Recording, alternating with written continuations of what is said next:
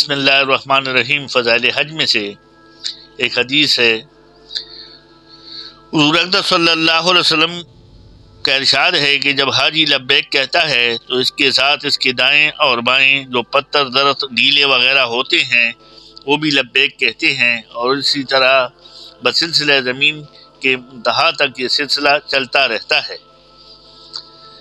فائدے میں شیخ لکھتے ہیں، متعدد حدیث میں آیا ہے کہ لبیک کہنا حج کا شعار ہے۔ ایک حدیث میں آیا ہے کہ حضرت موسیٰ علیہ السلام جب لبیک کہتے تھے تو حق تعالی جواب میں فرماتے تھے لبیک یا موسیٰ۔ حاجی ایک لبیک ہی نہیں، اس کے ہر چیز میں مستقل اجر اور فضیلت ہے۔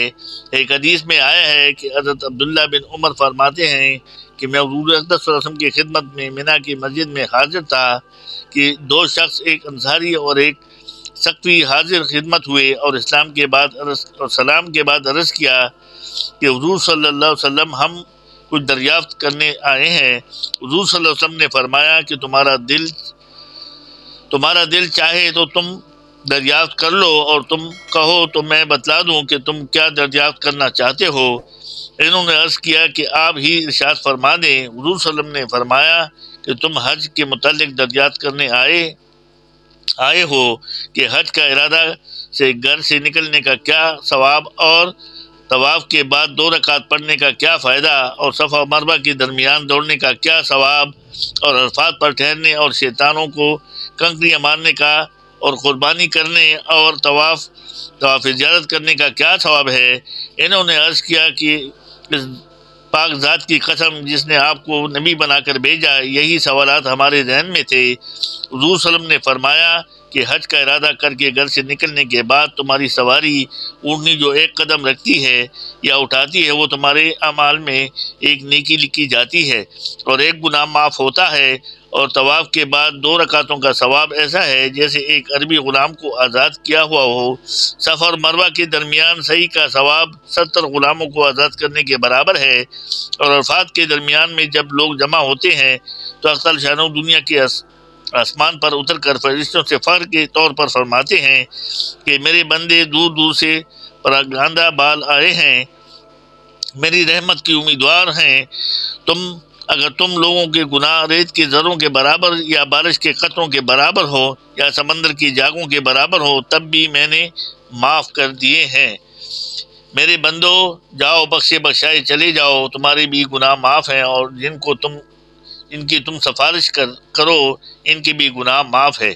اس کے بعد حضور صلی اللہ علیہ وسلم نے فرمایا کہ شیطان کے کنکریوں مارنے کا حال یہ ہے کہ ہر کنکری کے بدلے ایک بڑا گناہ جو ہلاک کر دینے والا ہو معاف ہو جاتا ہے، اور قربانی کا بدلہ اللہ کے یہاں تمہارے لیے ذخیرہ ہے، اور احرام کھولنے کے وقت سر منڈانے میں ہر بال کے بدلے میں ایک نیکی اور ایک گناہ معاف ہوتا ہے۔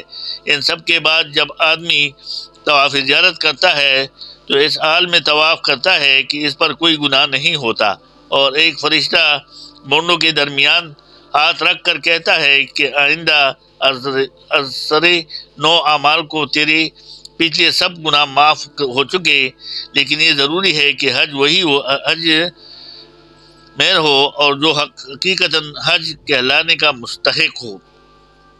مشائخ نے لکھا ہے کہ لبیک اس ندا کا جواب ہے جو اللہ جل شانہ کے حکم سے حضرت ابراہیم علیہ السلام نے فرمائی تھی، جس کا ذکر قرآن پاک کی آیات وَأَذَنَّ فِي النَّاسِ میں ذکر گزر چکا ہے۔ اس لیے جیسا کہ حاکم کے پکار پر دربار کی حاضری میں امید و خوف کی حالت ہوتی ہے، ایسا ہی حال ہونا چاہیے۔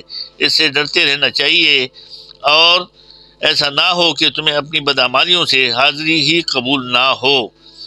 مطرف بن عبداللہ اور عرفات کے میدان میں یہ دعا کر رہے تھے کہ یا اللہ ان سب کو میری نحوست کی وجہ سے محروم نہ فرما۔ بگر مزنی رحمۃ اللہ کہتے ہیں کہ ایک بزرگ عرفات کے میدان میں حجاج کو دیکھ کر کہتے تھے کہ مجھے یہ خیال ہے کہ میں اگر نہ ہوں تو ان سب کی مغفرت ہو جاتی۔ حضرت زین العابدین نے جب حج کے لیے احرام باندھا تو چہرہ زرد ہو گیا اور بدن پر کپ کپی آ گئی اور لبیک نہ کہہ سکے۔ کسی نے کہا کہ آپ نے احرام کی شروع میں لبیک نہیں کہا، تو فرمایا کہ مجھے ڈر ہے کہ کہیں اس کے جواب میں لا لبیک نہ کہا جائے، یعنی تیری حاضری معتبر نہیں۔ اس کے بعد بڑی مشکل سے لبیک کہا تو غشی آ گئی اور اڑنی سے گر گئے۔ اس کے بعد جب لبیک کہتے یہی حال ہوتا، سارا حج اسی طرح پورا کیا۔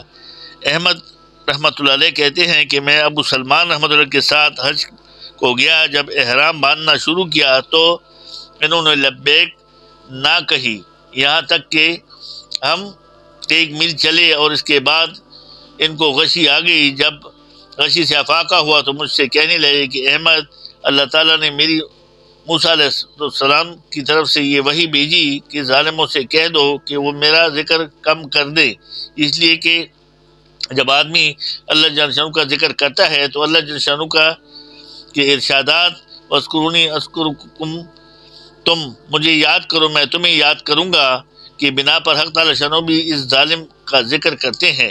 اس بنا پر فرمایا کہ میں ظالم کا ذکر نالت سے کرتا ہوں۔ اس کے بعد ابو سلمان نے کہا کہ احمد، مجھے یہ بتایا گیا کہ جو شخص ناجائز امور کے ساتھ حج کرے اور لبیک کہتا ہے تو حق تعالی شانہ فرماتے ہیں کہ لا لبیک، تیری لبیک قبول نہیں جب تک کہ ان کی ناجائز امور کو نہ چھوڑے۔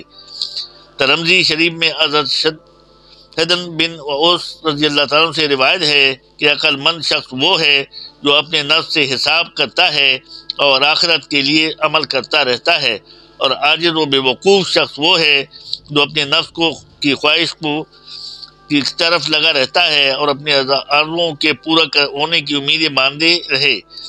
لیکن اس سب کے باوجود اللہ کے لطف و کرم کا امیدوار بھی رہنا چاہیے کہ اس کا فضل و کرم ہمارے گناہوں سے کہیں زیادہ ہے۔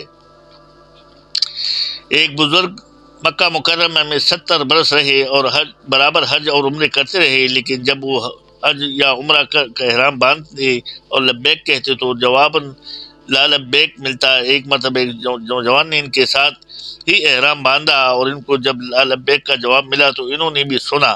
وہ کہنے لگا، چچا جان، آپ کو تو لا لبیک کہا۔ کہنے لگے کہ بیٹا تو نے بھی سنا؟ اس نے کہا کہ میں نے بھی سنا۔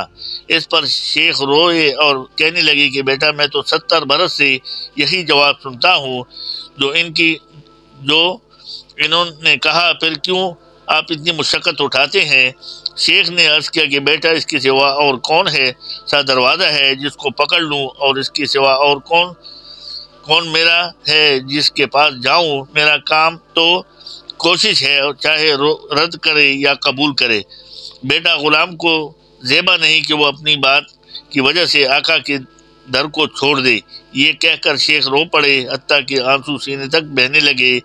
اس کے بعد پھر لبیک کہی تو جوان نے سنا کہ جواب میں کہا گیا کہ ہم نے تیری پکار قبول کر لیا اور ہم ایسا ہی کرتے ہیں۔ ایک شخص کے ساتھ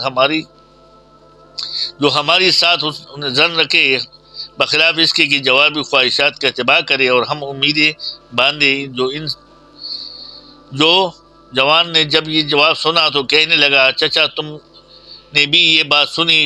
شیخ یہ کہہ کر کہ میں نے بھی سن لیا اتنے روئے کہ چیخیں نکل گئیں۔ ابو عبداللہ چلائے کہتے ہیں کہ میں ذوالحلیفہ ریفہ میں تھا۔ ایک نوجوان نے احرام باندھنے کا ارادہ کیا اور بار بار کہہ رہا تھا، اے میرے رب، مجھے یہ ڈر ہے کہ میں لبیک کہوں اور تو لا لبیک کہہ دے۔ کئی مرتبہ یہ کہتا رہا، ایک مرتبہ اس نے زور سے لبیک اللہم لبیک کہا اور اس میں سے روح نکل گئی۔ میرے دوستو بزرگوں، کتنی زبردست بات ہے کہ اللہ کا خوف دل میں ہو اور یہ ساتھ میں دل میں ہو کہ ایسا نہ ہو کہ میں لبیک کہتا ہوں۔ ہم لوگ تو نہیں سن سکتے، نہ میں وہ بات ہے، لیکن یہ ہماری مثال کے طور پر یہ کتاب میں یہ واقعات آئے ہیں بزرگوں کے کہ ایک آدمی 70 سال تک حج کرتا رہا اور ہر بار فرشتہ جب یہ کہتا تھا کہ لبیک تو اوپر سے فرشتہ اللہ کے حکم سے کہتا کہ لا لبیک، تیرا آنا مبارک نہیں، تیری لبیک مبارک نہیں۔ اور پھر اللہ پاک کا کرم ہوا کہ اس کی وہ محنت ضائع نہیں گئی اور اللہ پاک نے اس کو لبیک کو قبول کر لیا۔ اللہ پاک ہمیں بھی ایسی حج اور عمرے کرنے کی توفیق عطا فرمائے کہ اللہ کا خاص کرم اور مہربانی ہم پر ہو۔ صدق اللہ مولانا العلی العظیم۔